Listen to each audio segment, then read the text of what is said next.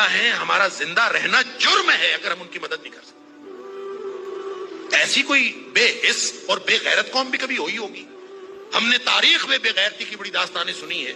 اللہ تعالیٰ قرآن میں فرماتا ہے وَمَا لَكُمْ لَا تُقَاتِلُونَ فِي سَبِيلِ اللَّهِ, اب تمہیں کیا موت پڑ گئی ہے, اب کیوں نہیں لڑتے تم اللہ کے راستے میں؟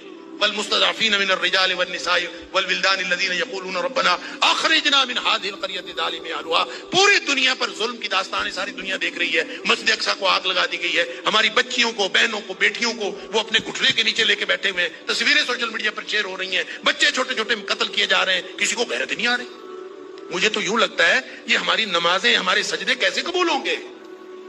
ہم جو مجرم ہیں جو آرام سے بیٹھے رہے. کیا کریں, بے بسی کی انتہا ہے. میرا دل یہ کر رہا تھا کہ میں پاکستان کے جو حکمران ہیں, 58 اسلامی ملکوں کے حکمرانوں کو تو ہم کچھ نہیں کہہ سکتے, اپنے ملک کو حکمرانوں کو تو کچھ کہہ سکتے ہیں کہ حکمرانوں اور فوج کے سپہ سالاروں, اگر تم ان کی مدد کر سکتے ہو تو کرو, ذمہ داری تو تمہاری ہے. نہیں کر سکتے نا تو ہمیں ایک جہاز میں بھر کے وہاں بھیج دو. کم از کم ہم عزت کی موت ماری جائیں, کم از کم جا کے ہم وہاں پہ ان کے ساتھ شہید ہو جائیں. اللہ کو قیامت کے دن ہم اور نبی کریم صلی اللہ علیہ وسلم کو چہرہ دکھانے کے تو قابل ہوں کہ اللہ ہمیں غیرت تھی, ہمارے اندر کو ملی اور دینی غیرت تھی. تو دعائیں ہو رہی ہیں, وہ کوئی کہہ رہا ہے کہ اللہ تو کو ابھی ابابیل بھیج دے اور ان کی مدد کر دے, کوئی دعائیں کر رہا ہے, کوئی دعائیں کر رہا ہے. اس طرح کے لوگوں کی دعائیں اللہ قبول کوئی نہیں کرتا.